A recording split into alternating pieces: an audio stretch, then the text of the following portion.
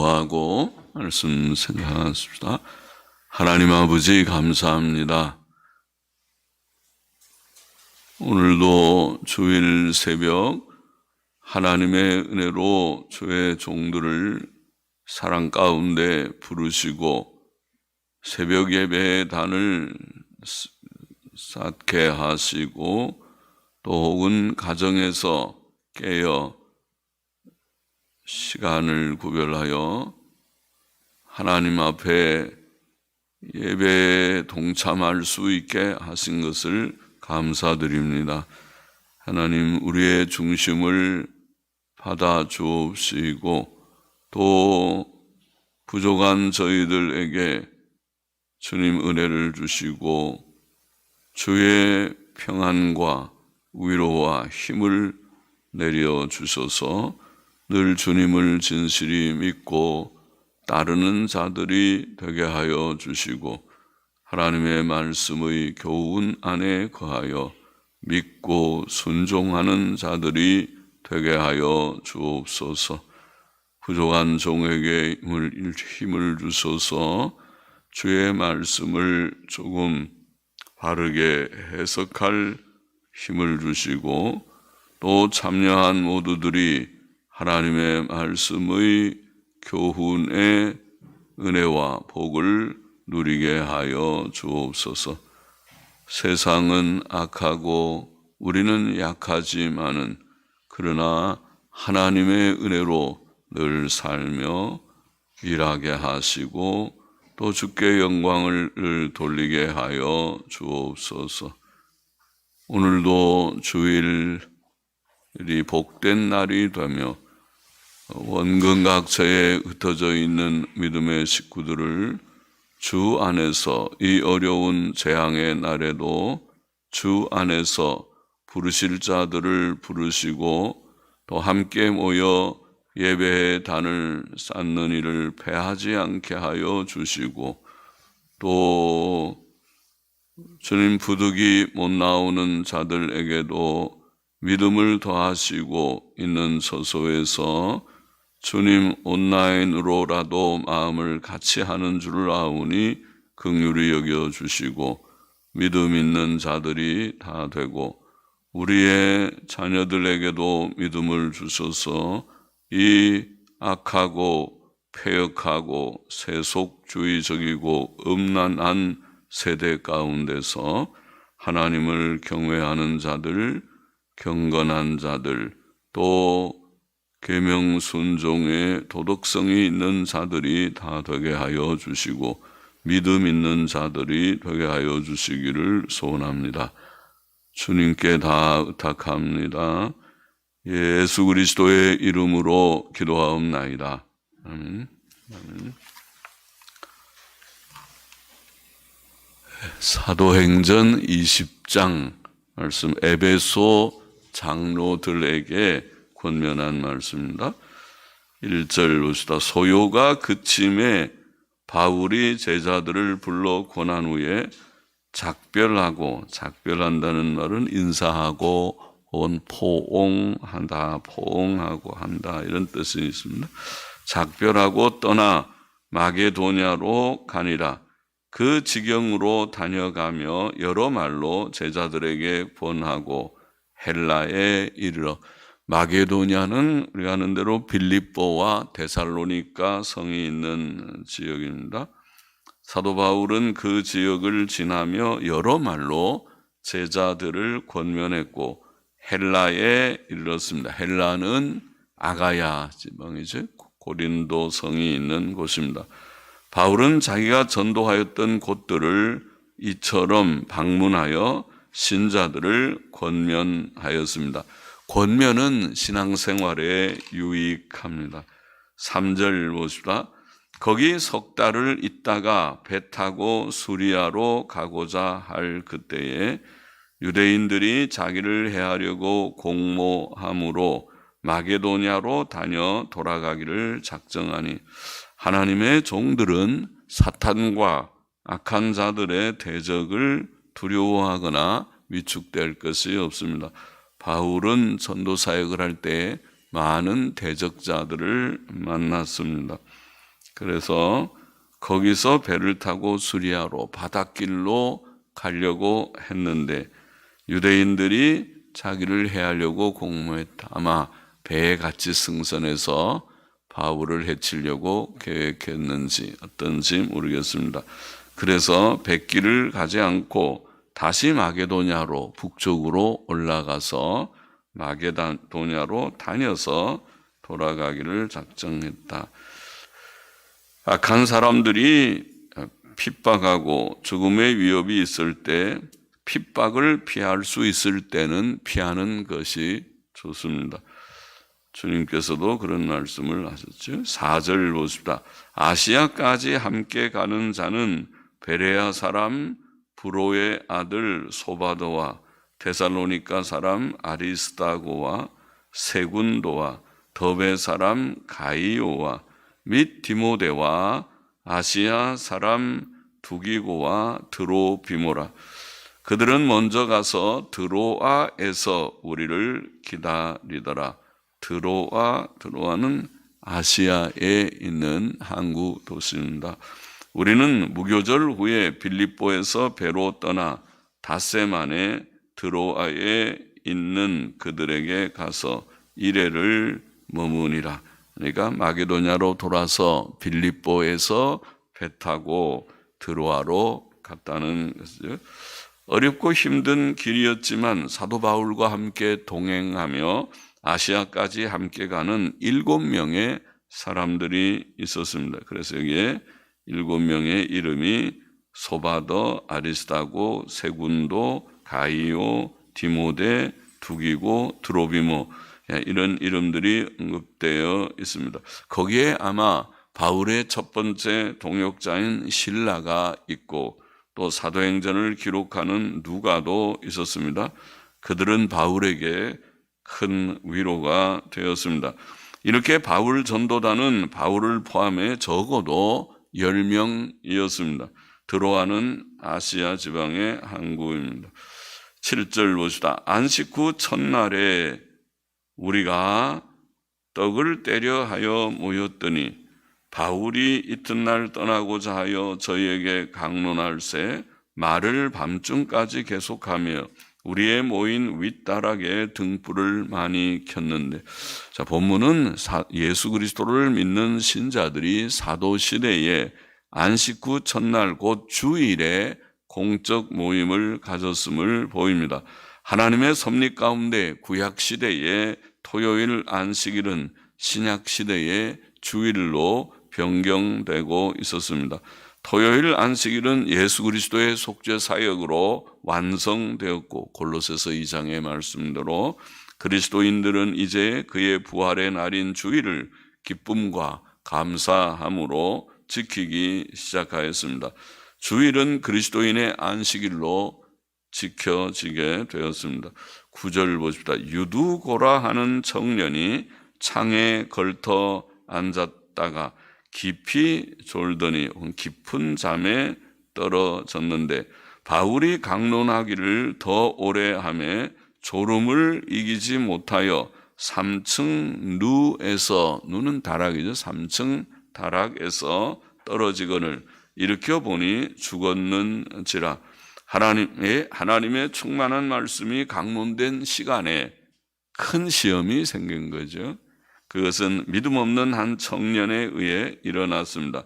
그는 귀한 사도의 설교 시간에 깊은 잠에 떨어졌다가 3층 다락에서 떨어진 자이었습니다. 그러나 바울은 그 잠자는 젊은이 때문에 그의 성경 강론을 줄이지 않았습니다. 10절 보시다. 바울이 내려가서 그 위에 엎드려 그 몸을 안고 말하되 떠들지 말라, 생명이 저에게 있다 하고 올라가 떡을 떼어 먹고 오랫동안 곧 날이 새기까지 이야기하고 떠나니라. 사람들이 살아난 아이를 데리고 와서 위로를 적지 않게 받았더라. 그 젊은이가 죽지 않은 것은 하나님의 은혜였습니다. 큰 은혜입니다. 바울은 다시 올라가 설교를 마치고 날이 새기까지 그들과 이야기한 후에 그곳을 떠났다. 그런 일이 방해거리가 있었지만은 그것 때문에 집회가 중단되지 않고 그래도 다시 계속되었습니다. 제자들 속에는 말씀을 사모하는 마음이 있었던 것 같습니다. 13절 보십니다. 우리는 앞서 배를 타고 아소에서 바울을 태우려고 그리로 행선하니 이는 자기가 도보로 가고자 하여 이렇게 정하여 준 것이라. 바울이 아소에서 우리를 만나니 우리가 배에 올리고 미둘레네에 가서 거기서 떠나 이튿날 기오 앞에 오고 그 이튿날 사모에 들리고 트로길리움에 머물고, 전통 사본에는 그런 말씀이 거기에 들어있고 트로길리움에 머물고 또 그 다음날 밀레도에 이르니라.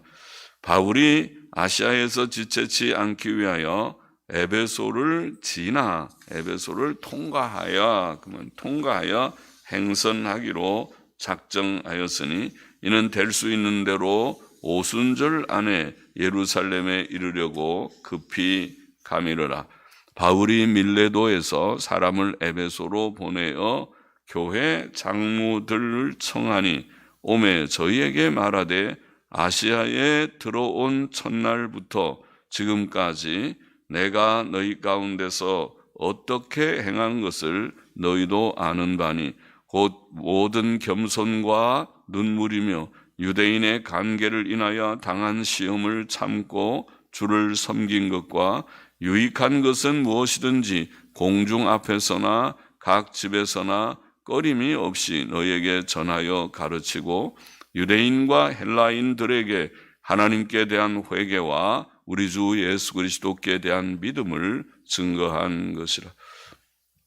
자, 이 밀레도에서 에베소까지는 지도상으로 약 50km 넘게 보이는 거리인데 거기서 밀레도, 항구 도시인 밀레도에서 사람을 에베소에 보내 교회 장로들을 청하여 오게 하고 그들에게 이제 권면했다는 것이죠. 사도 바울은 에베소 장로들에게 자신이 에베소에서 어떻게 전도의 일을 했는지에 대해 증거하였습니다. 특히 그가 전한 내용의 핵심은 모든 사람이 죄를 떠나 하나님께로 돌아와야 하고 예수 그리스도를 믿어야 한다는 것입니다. 즉 회개와 믿음을 전한 것이었습니다. 참 믿음은 죄를 회개함을 전제하며 그것을 동반합니다. 하나님께 대한 회개와 주 예수 그리스도께 대한 믿음은 오늘날도 교회가 전해야 할 내용입니다. 죄를 회개하고 주 예수 그리스도를 믿는 자가 구원을 얻습니다. 22절 보십니다.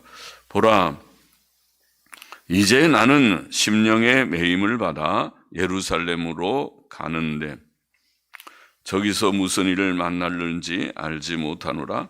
오직 성령이 각 성에서 내게 증거하여 결박과 환난이 나를 기다린다 하시나 나는 그것을 문제로 여기지 않고 기쁨으로, 전통사본에는 그런 말이 있습니다.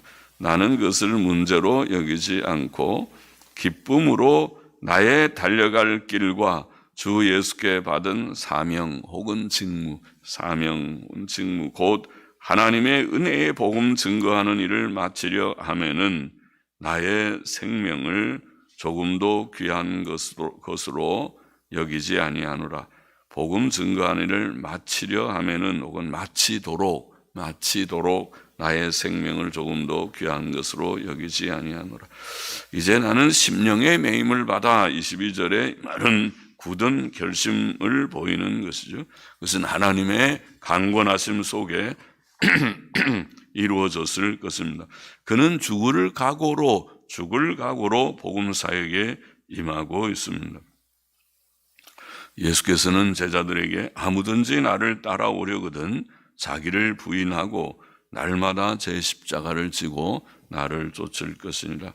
누구든지 제 목숨을 구원고자 하면 잃을 것이요 누구든지 나를 위하여 제 목숨을 잃으면 구원하리라고 말씀하셨죠. 바울의 전도 사역은 모든 전도자들에게 본이 됩니다. 목숨을 내놓는 그런 사역, 직분자들이 본받을 만한 것입니다. 25절 봅시다. 보라, 내가 너희 중에 왕래하며 하나님 나라를 전파하였으나 지금은 너희가 다 내 얼굴을 다시 보지 못할 줄 아노라. 그러므로 오늘 너희에게 증거하노니 모든 사람의 피에 대하여 나는 깨끗하니 이는 내가 꺼리지 않고 하나님의 뜻을 다 그 말은 하나님의 모든 뜻을 너희에게 전하였음이라. 사도 바울은 자신이 모든 사람에게 하나님의 모든 뜻을 거리낌 없이 전했기 때문에 그들의 피에 대해 깨끗하다고 말합니다. 하나님께서는 파수꾼이 악인들에게 경고해야 할 직무를 다 했는데도 악인들이 회개치 않고 멸망하면 그가 그 피에 대해 깨끗하다고 말씀하셨죠. 에스겔 3장인가 그렇게 말씀하셨죠. 그래서 그 말이죠. 모든 전할 것을 바울은 다 전했습니다. 그래서 그들이 받든지 받지 않든지 이제 그들의 문제일 것입니다. 28절 보십시다. 그러므로 전통사본에는 그러므로 너희는 자기를 위하여 또는 온 양떼를 위하여 삼가라. 성령이 저들 가운데 너희로 감독자를 삼고 하나님이 자기 피로 사신 교회를 전통사본에 보면 주 하나님께서 그래서 예수님을 가리킨 것이 분명하죠. 주 하나님께서 자기 피로 사신 교회, 그렇죠. 피를 흘리신 분은 성부 하나님이 아니고 성자 예수 그리스도이시니까 주 하나님께서 자기 피로 사신 교회를 치게 하셨느니라. 교회는 주 하나님이신 예수 그리스도께서 자신의 피로 사신 교회입니다. 그의 피값은 계산할 수 없이 큽니다. 여기에 성도들을 향한 하나님의 사랑과 사랑의 크심과 그가 보화로 여기시는 성도들의 가치의 큼이 있다고 하겠습니다.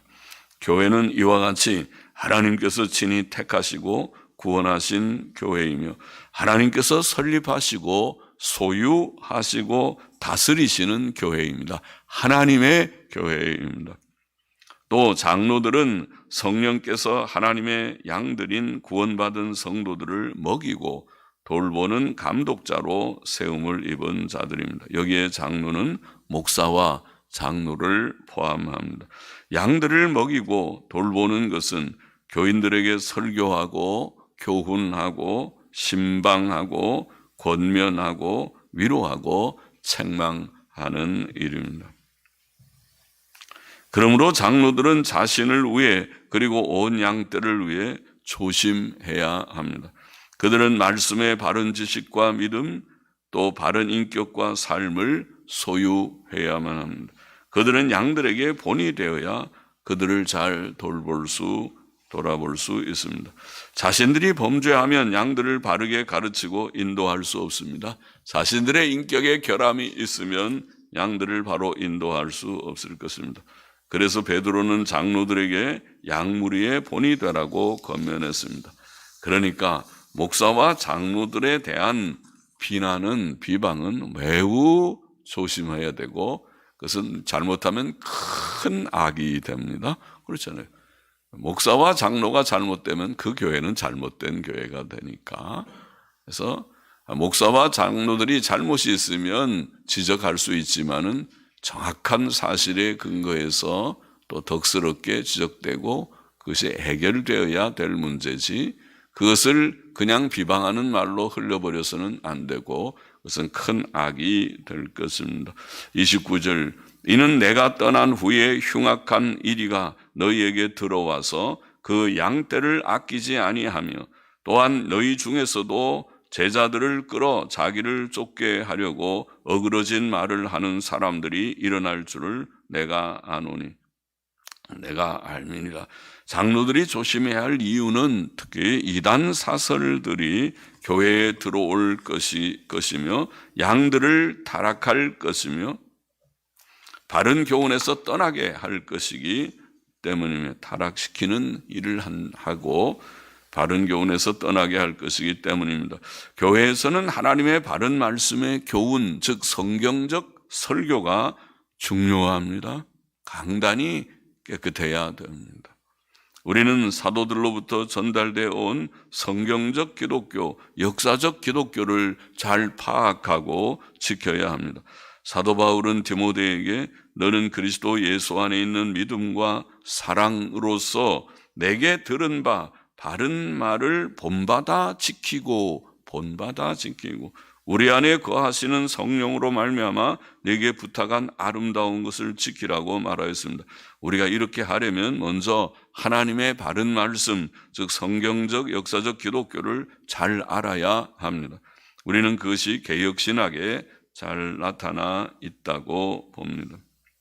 우리는 그 내용들을 이미 다 글이나 인터넷 홈페이지나 다 올려놓았습니다. 이것이 개역신학의 윤곽이다. 그래서 기독교 교리 개요로 다 올려놓고 또 조직신학이라는 글에서도 좀 더 자세히 올려놓았습니다.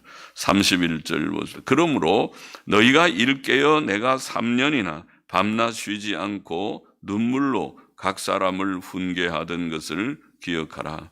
자, 사탄의 역사로 교회가 부패되고 변질되기 쉬우므로 사도 바울은 에베소에 있을 때 그들에게 밤낮 쉬지 않고 부지런히 가르치며 권면하였고 눈물로 진지하고 간절하게 각 사람을 훈계하였다고 말합니다. 이제 그는 장로들에게 자신의 사역을 기억하면서 조심하라고 말합니다. 바울은 모범적인 사역자였습니다. 오늘날 목사들도 바울을 본받아 부지런하고 간절하게 말씀을 가르치고 권면하고 훈계해야 할 것입니다. 32절 보십시다. 형제들아, 전통사부는 형제들아, 지금 내가 너희를 주와 혹은 하나님과, 전통사부는 하나님과 및 그 은혜의 말씀께 부탁하노니 그 말씀이 너희를 능히 든든히 세우사 거룩해 하심을 입은 모든 자 가운데 기업이 있게 하시리라. 그들을 두고 떠나야 하는 바울은 그들과 교회를 하나님께 부탁합니다. 하나님께서는 살아계시며 그는 가장 좋은 교사요, 권면자요, 책망자이시기 때문에 사람이 하나님을 의지하며 그에게 의탁하는 것은 가장 좋은 방책입니다. 하나님께서 다 하실 것입니다. 바로 생각하지 못하고 바로 말하고 행하지 못하는 자는 하나님께서 그에게 큰 시련을 통해서라도 깨우쳐 주실 듯 합니다. 또 바울은 그들을 하나님의 은혜의 말씀에 부탁합니다. 성경의 요지는 하나님의 은혜의 복음, 예수 그리스도의 대속으로 말미암아 죄사함과 의롭다 하심을 얻는 의롭다 하심의 말씀이죠. 죄인들은 예수 그리스도를 믿음으로 하나님의 은혜로 구원을 얻습니다. 하나님의 말씀은 우리를 든든히 세우며 우리로 거룩해 하심을 입은 자들의 회, 즉 현재 참교회와 미래의 영광의 천국에 속하게 할 것입니다. 그러므로 우리는 항상 하나님을 의지하고 성경 말씀을 붙들어야 합니다. 33절 보시죠. 내가 아무의 은이나 금이나 의복을 탐하지 아니하였고 너희 아는 바에 이 손으로 나와 내 동행들의 쓰는 것을 당하여 범사에 너희에게 모본을 보였노니 곧 이같이 수고하여 약한 사람들을 돕고 또 주 예수의 친히 말씀하신 바 주는 것이 받는 것보다 복이 있다 하심을 기억하여야 할지니라. 바울은 물질적 탐심을 가지고 일하지 않았습니다. 그는 교인들에게 돈을 요구하지 않았습니다. 그는 스스로 일함으로 자신의 필요를 충당하였습니다. 그는 교인들에게 물질적 부담을 주지 않았습니다. 바울은 그렇게 본을 보임으로 에베소 교회의 장로들도 궁핍한 자들을 돕는 자들이 되게 하려 했습니다. 주 예수께서는 주는 것이 받는 것보다 복이 있다고 말씀하셨습니다. 우리는 물질적 탐심을 버리고 일해야 합니다. 36절 보시다. 이 말을 한 후 무릎을 꿇고 저희 모든 사람과 함께 기도하니 다 크게 울며 바울의 목을 안고 입을 맞추고 다시 그 얼굴을 보지 못하리라 한 말을 인하여 더욱 근심하고 배에까지 그를 전송하니라. 바울과 에베소 장로들과 그곳의 성도들에게는 하나님과 주 예수 그리스도를 믿는 믿음 안에서 뜨겁게 피차 뜨겁고 진실한 사랑이 있었습니다. 본장의 교훈을 정리해 보겠습니다. 첫째로, 본장은 전도자들에게 교훈이 됩니다. 사도 바울은 때때로 밤늦도록 말씀을 강론하였습니다. 말씀 강론에는 자신을 다 들여서 시간을 가리지 않고 말씀을 강론해서 그는 모든 겸손과 눈물로 사역했습니다. 그는 모든 겸손과 눈물의 사역자였습니다. 그는 유익한 것은 무엇이든지 전했습니다. 그의 설교에는 주제가 딱 제한되어 있지 않았습니다. 그는 모든 필요한 것을 창세기부터 계시록까지 모든 교리와 모든 윤리, 모든 문제들을 다 설교했다고 볼 수 있습니다. 그는 복음의 핵심인 회개와 믿음을 전했습니다. 그는 죽음을 각오하며 사역했습니다. 전도자들은 사도 바울의 이런 점들을 본받아야 합니다. 둘째로, 본장은 목사들과 장로들에게 교훈이 됩니다. 목사들과 장로들은 성령께서 목양자와 감독자로 세우셔서 주 하나님이신 예수 그리스도께서 친히 피로 사신 교회를 가르치고 돌보게 하신 그 사명과 직무에 대한 인식을 가지고 자신과 양떼를 위해 조심해야 합니다. 그들은 특히 이단 사설들이 교회에 들어와 교회를 부패시키지 않도록 조심해야 합니다. 교훈에 대해서 바라야 돼요. 그래서 목사도 장로도 교훈이 바르지 않으면 바르지 않은 것입니다. 모든 교리적인 문제나 윤리적인 문제나 사실은 덮어놓고 지나가는 것보다 오히려 그것을 드러내고 내가 맞지 않으면은 교회를 떠난다고 떠난 사람들이 오히려 양심적일 수 있는 점은 있습니다. 그렇죠. 그러나 문제가 있다고 뒤에서 말하면서 덮어놓고 있는 사람은 오히려 비양심적일 사람이 있어요. 물론 덕스러울 수도 있지만 비양심적일 수도 있어요.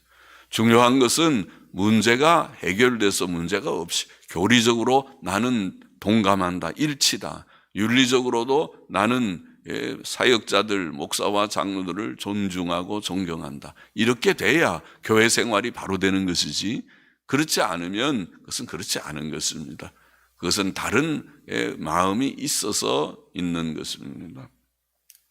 이단 사설들이 교회에 들어와 교회를 어지럽힐 것입니다. 그렇죠.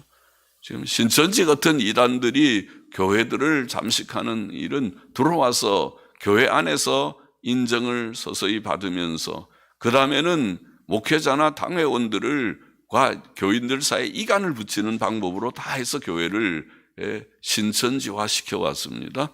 그렇게 들어와서 그러니까 불평분자들을 다 규합해서 교회에 불만을 일으켜서 교회를 분열시키거나 또 그 목사나 당회원들을 쫓아내는 방식으로 그런 식으로 교회를 다 삼키는 방법이 신천지가 사용한 방법이라고 알려져 있습니다.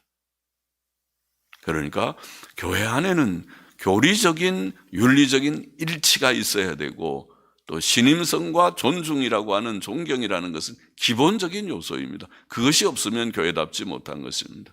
그것이 없으면 양심적이지 못한 것입니다.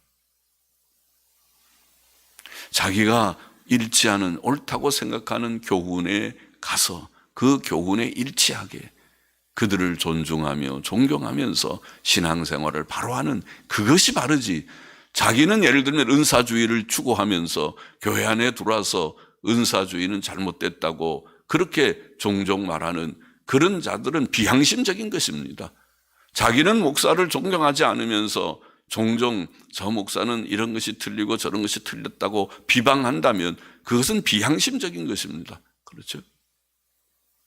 차라리 그것을 문제와 공론화시켜서 문제가 있다면 문제를 제기해서 그 문제를 해결하려고 하고 자기가 잘 알지 못한다면 그 문제에 대해서 자기가 바로 알고 고쳐야 되는 것이지. 그래서 바로 모든 것을 인식하고 바른 교훈, 바른 윤리적인 그런 입장에 대해서 바른 인식을 가지는 것이 필요하죠.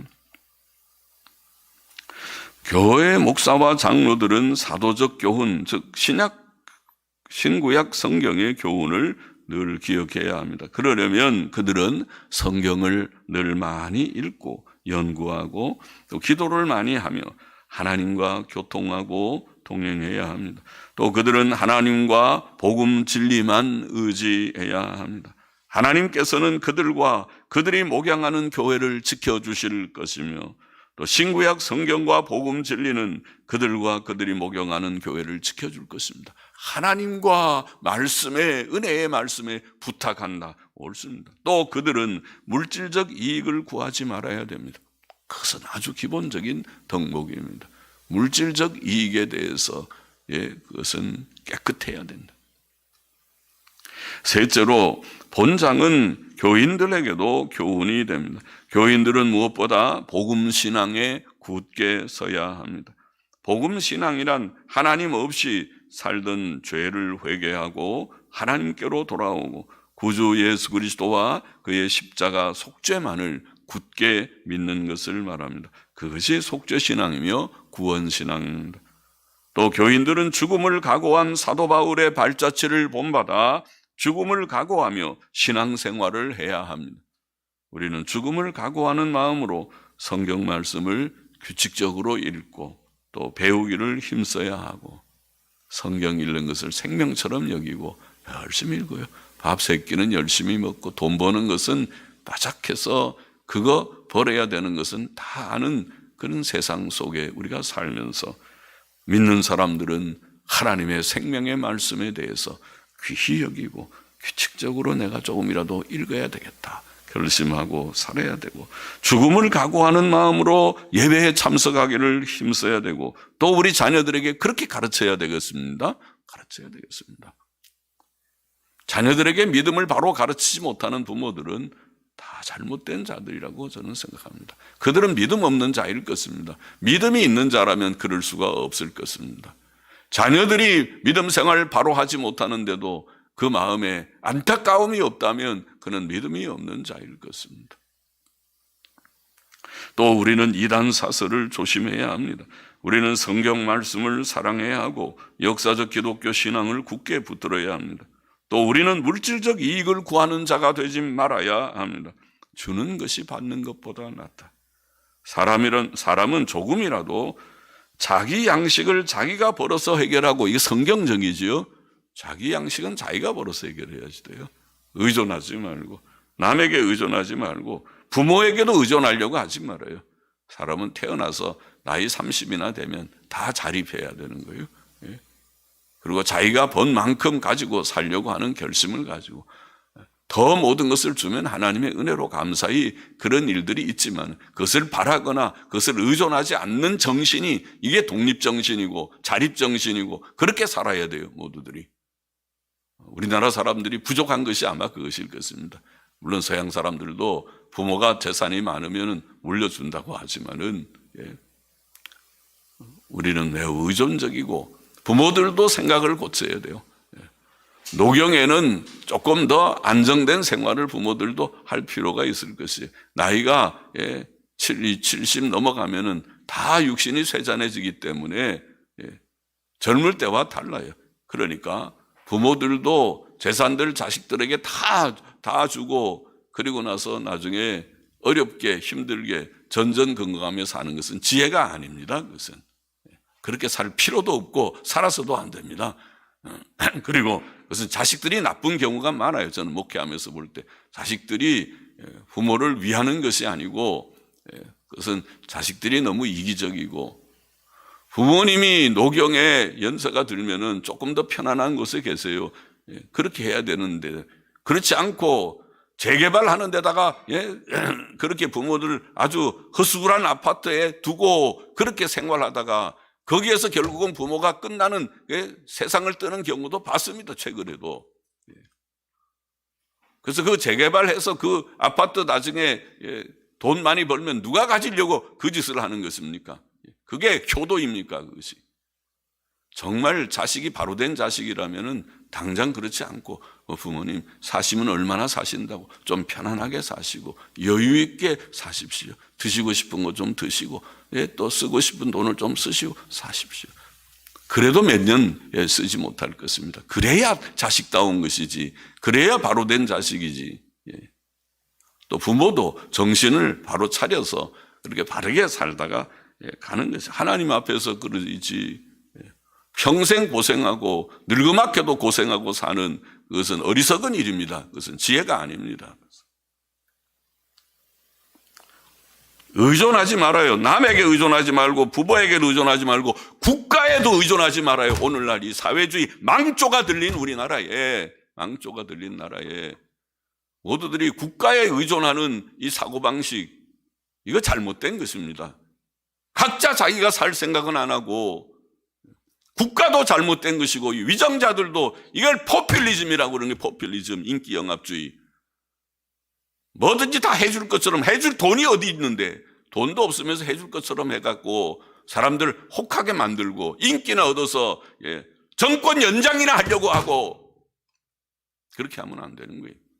다 각자 자기가 알아서 하고 각자 살 수 있도록 그렇게 길을 열도록 해야 되는 것이죠. 그리스도인들이 앞장서서 그래야 돼요. 우리는 너무 의존하지 않도록 해야 됩니다. 독립심을 키우면서 살도록 바로 가르쳐요. 빚지지 말고 자기가 1원 한 장이라도 빚지지 않도록 애를 쓰고 스스로 돈을 벌어서 번 만큼 가지고 살려고 하고 자꾸 손 내밀고 국가에 대해서도 손 내밀고 공짜 좋아하고 그러지 말고 그건 망하는 것입니다. 그것은 다 망하는 길입니다. 나라가. 우리나라는 지금 망하는 길로 가고 있습니다. 바로 알아야 됩니다. 바로 알아야 돼. 정신을 차려서 바로 알고 믿음으로 우리가 바로 사는 그 일에 믿는 이들이 앞장서야 되는 것입니다. 기도하십니다. 하나님 아버지, 전도자 바울의 그런 본을 우리가 본받는 자들이 되고 또 목사와 장로들이 또 직분자들이 앞서서 어떻게 살아야 될 것인가를 생각하고 교인들도 바른 신앙에 서서 바른 길을 걷는 그러한 모두들이 되도록 이 어려운 시대를 당하여서 우리가 이 어려운 시대에도 믿음으로 바로 살아나가는 모두들이 되게 은혜를 주시기를 소원합니다. 예수 그리스도의 이름으로 기도하옵나이다. 아멘. 아멘.